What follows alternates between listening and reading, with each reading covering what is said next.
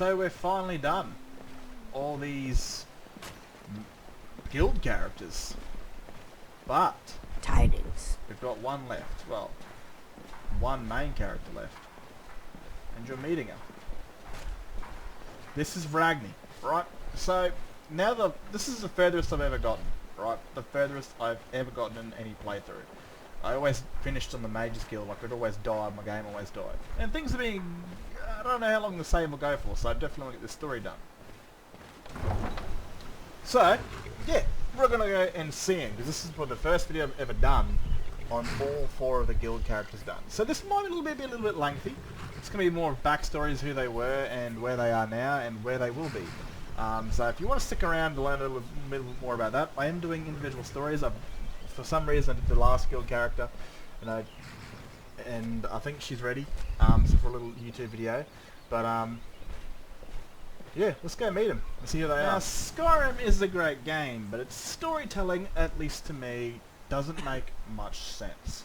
Right, you got this one character, same thing with Oblivion, I guess. This one character that can do all. If you don't want to miss out any content, that is.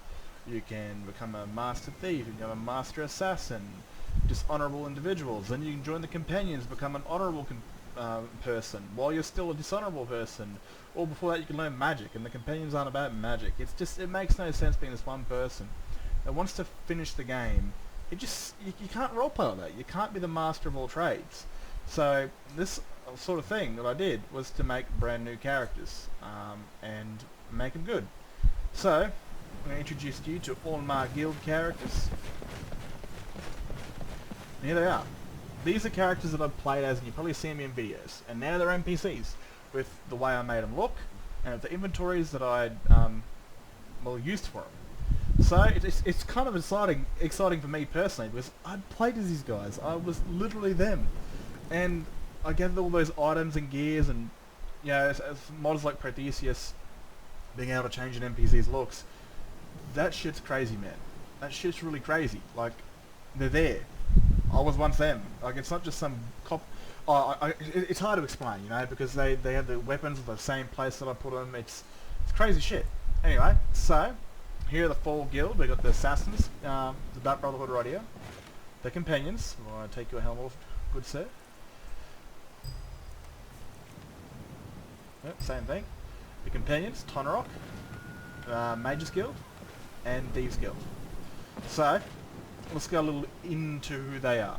Now, our beautiful assassin over here, I'm going to take his helmet off. I've given him some backstory. His name was Aurelius Tharn. So, think about the Tharn family. Massive imperial power family until one of them betrayed the Emperor and impersonated him, and it was eventually the Tharn family just disappeared into history. Now his attire, it looks very black, worn, rugged, and I give it the whole thing that he was once a worm cult assassin. Because the armor just reminds me of the worm cult rogues, which I really like. And it's kind of his armor, but updated over the last few centuries or millennia to, it becomes his very own armor. Like, no one's going to be alive to remember the worm cult's armor. So this is his, with the body plate on it, and some bags and that sort of stuff to help him. He's a sociopath. He doesn't care. If the gold is good enough to kill you, he'll kill you. He won't kill you for no reason, unless of course it's target practice. But if there's a job being done, doesn't matter if you're a woman, doesn't matter if you're an old person or a child, if the gold's right, he'll put you out. Right, so he was a bit of a hard one to play, especially when I had to kill Nelsine, Shadow Shield, because I knew what was going to happen with her mother. You're a vampire, mate, you should be coughing. That is, once I killed Nelsine, her mother would kill herself. And that shit was sad, man, because I dodged that because I just didn't, as a player, I never wanted to kill Nelsine, so I just ignored it completely. But you're role-playing as this sociopathic psycho that will kill you for the right amount of gold. I had to do it. Tonraq, see it. Fuck, I'll wait for you. He's boring. Very fun because he was my first bow character pretty much, and it was awesome jumping into him and playing something completely different. I'm going from this sword and shield character straight to an archer. I played him after this guy, and It's yeah. So he's an ancient assassin now. His entire thing is that he would awakened every couple hundred years, and go on a killing spree, earn some gold, store it away, um, and or go and have some fun. But when the heat got too bad, you'd go to sleep for a couple hundred years. Well, at least 100 years, 150 years he'd go to sleep for. So anyone that wanted revenge for killing his fathers or anything like that, any children, they'd die too. So you'd live a pretty high life as a vampire, you know, with all the gold. I'm going to fix that neck thing up, that's creeped me out. And if shit got too hot, he would go to sleep and he'd have this other vampire that would wake him up every, 150 years. But unfortunately he was due to wake up, a while ago. But the Oblivion Crisis happened. Now eventually how he awoke was some poor adventurer had busted into the tomb that he was in and opened up his crypt, and he's awoken and fed on this poor bastard and found himself hearing about Skyrim being a civil war, and this war is the biggest money maker of all time. Doesn't matter what else, war is the biggest money maker. So he come to Skyrim looking for opportunity and found the Dark Brotherhood and found that it was on its last legs, and he's become a listener. Currently in the story, the Dark Brotherhood got their ass handed to them by the Pentilius Ocularis, and they're currently in hiding and rebuilding, and currently they're rebuilding the Dark Brotherhood so he can gather some strength, head into Cyrodiil and actually finish the job and kill the Emperor. But him not knowing that the Emperor will come back once the war is over, he will kill him in Skyrim. But he hasn't done that yet, so at the moment they're laying low, they're perceived to be dead, and the Dark Brotherhood is everyone thinks they're dead, so they're keeping their head low in the Dawnstar Sanctuary, repairing it, rebuilding it, and getting furniture and all that sort of stuff. That is currently what he's doing. After this, so playing as Ragni right here, after the Dragon War is done, after the Civil War is done, if I can get that far, which is, Skyrim, it's pretty doubtful. After that's all done, he'll come back out when the Emperor thinks it's safe, and the people of the Emperor's security team will think it's safe, the Stormcloaks have been put down, the dragons are no longer an issue. He'll come to farewell his dead niece, dead cousin, and, well, he'll be waiting. And that's endgame. He will kill the Emperor. That'll be like the last biggest thing. But I gotta get there first. Tonraq, pretty boring character, I'll be honest with you. He was a Redgar born in Skyrim, and when he was 17 he left to Hammerfell, became a mercenary. He come back, did a couple jobs with groups and on his own, and eventually sort of, found himself in Whiterun and ended up joining the Companions, and throughout, a year, I'm gonna say a year, even though it's pretty much like a week, not even that, he became the Harbinger. He pushed away being the wolf.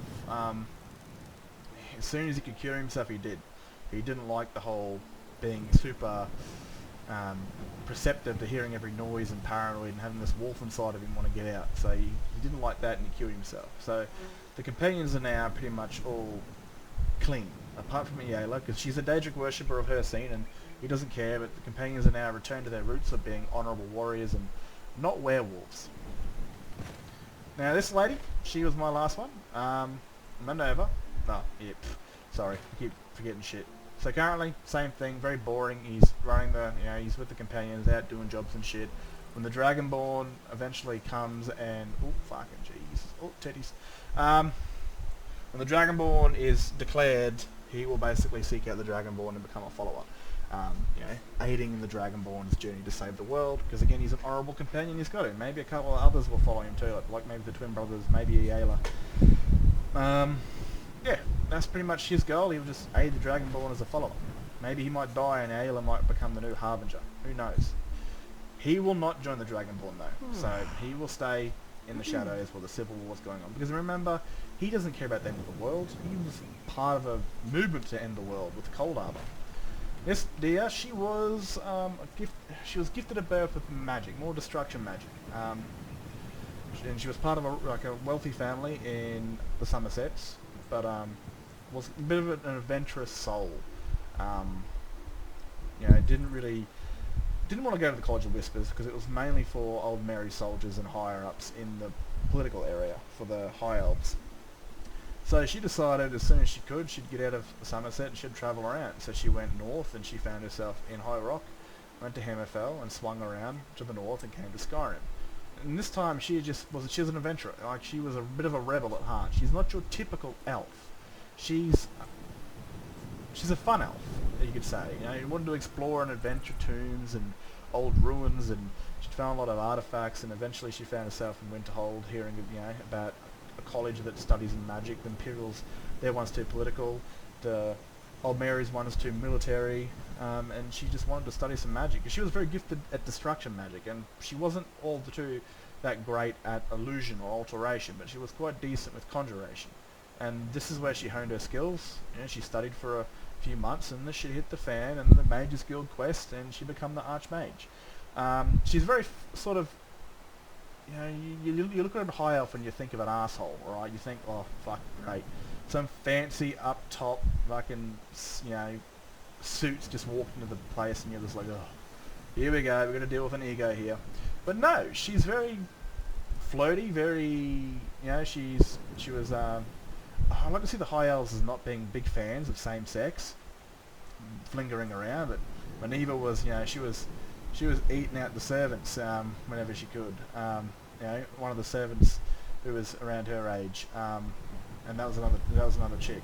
But she's also dudes. She prefers dudes, but again, she's floaty. She's what's the word I heard from this chick I was talking to? She hetero flexible. Has to be the right woman. So yeah.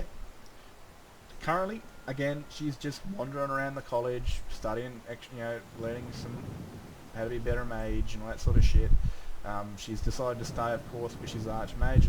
She's got herself a home, and she feels like she belongs. Doesn't feel like she still does definitely adventure and explore, but she always feels she's got a home to come back to. Tonraq, can you turn around, my dear, please? Wait. We heading out? No, we're not. I just need you to turn around. Thieves Guild character. Alright, so this one was a bit of a last minute decision. I didn't know if I wanted to go Khajiit or if I wanted to do a Dark Elf. I decided to go a Wood Elf. I have an old concept of character that I made a while back. Her name is also familiar to anyone that's watched The Hobbit, to the character that was made for the movie. So, Tauriel, I gave her a sort of Old Mary background to where she was a captain of a sort of little archer squad. And during the fleeing of the Imperial City, when the Old Mary Dominion was fleeing the Imperial City from the Nord and Imperial legions, she was caught in the thigh with an arrow, and she hit the ground, and her team left her for dead. And she had to basically crawl her way to a fortification, heal herself up, and look after herself. And she had realised then and there that she was on her own, that no one cared about her, that they left her for dead. And then so she pretty much joined up with a pack of hunters, and stole from them, and stole from other people. Eventually finding her way north into Skyrim, you know, stealing and hunting, and during this quest to help an Argonian sort of put out the lighthouse, it was a good job, you know, put out the lighthouse and get some merchandise from the ship. But it kind of went wrong because the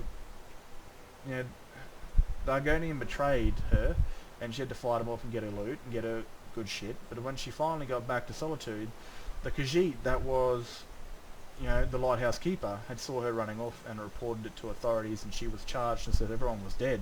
She was charged with the crashing of an Imperial merchant ship, the death of Imperial soldiers and sailors, and so her head was to be separated from her body. But of course she made friends of a young Imperial guard who she spent a few nights with, as long as he promised to leave the keys at her door when the headsman's axe date was set, which he did. And she eventually fled and found herself eventually in Riften and drew up to the guild. Now, she is now the boss, even though she's wearing the Thieves Guild armor.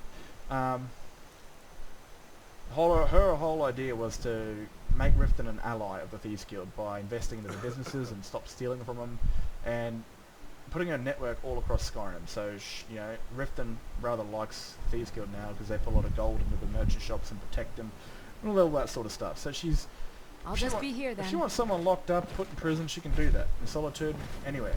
Alright, so she's a very powerful individual, and she'll be occasionally out stealing shit, which is kind of fun. But, so, that's what she's doing right now. She's just enjoying the gold, having a bit of fun. Now, future sort of stuff, right? Future sort of stuff has her, the Dragonborn comes, and the Dragonborn is trying to find Esbern. She'll be inside the bar having a drink with a few others when she sees this Imperial soldier and a Stormcloak soldier, like really odd. They're walking together. They're not trying to kill each other. walk into this bar and asks about an old guy, and she'll talk to Brynwolf, and Brynwolf will update her, even though he's just told. Brynwolf will say, "Yeah, I just told him where he was. They offered a bit of gold," and she'll basically see the Thalmor agent sniffing around and sort of follow him in. And she'll go into her home, gather her Nightingale gear, and sneak in and ambush and kill him when the Dragonborn and Esbern are coming out.